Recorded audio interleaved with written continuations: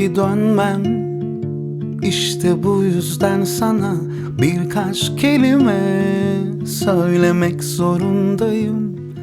Ben aslında seni, senin sandığın gibi, seni sevmez değildim, senin için deliydim. Ben aslında seni, senin sandığın gibi, seni sevmez değildim, senin için deliydim. Belki şimdi beni eskisi gibi, eskisinden daha az belki hiç sevmiyorsun. İlk defa bu şehire pişmanım geldiğime, çünkü sana bunları çok zamansız söyledim. Olsun ama olsun, inan mutsuz değilim. Şu anda tek bildiğim biraz huzur buldum.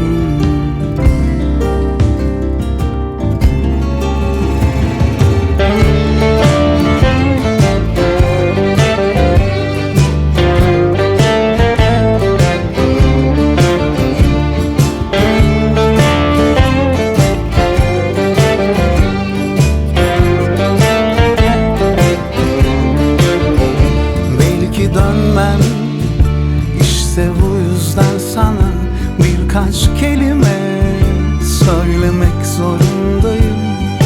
Ben aslında senin, senin sandığın gibi, seni sevmez değildim, senin için deliydim.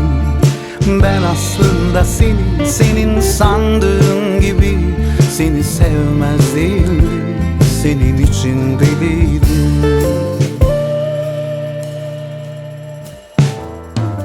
Belki şimdi beni eskisi gibi, eskisinden daha az belki hiç sevmiyorsun.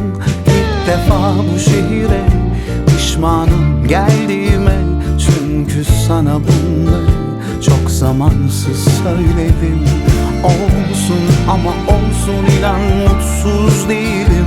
Şu anda tek bildiğim biraz huzur buldum.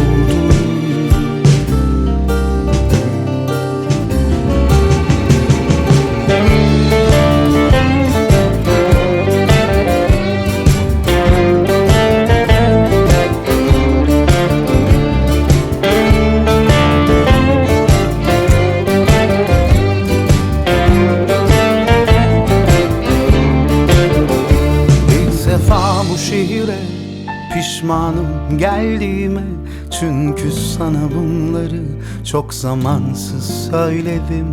Olsun ama olsun, inan mutsuz değilim. Şu anda tek bildiğim biraz huzur buldum.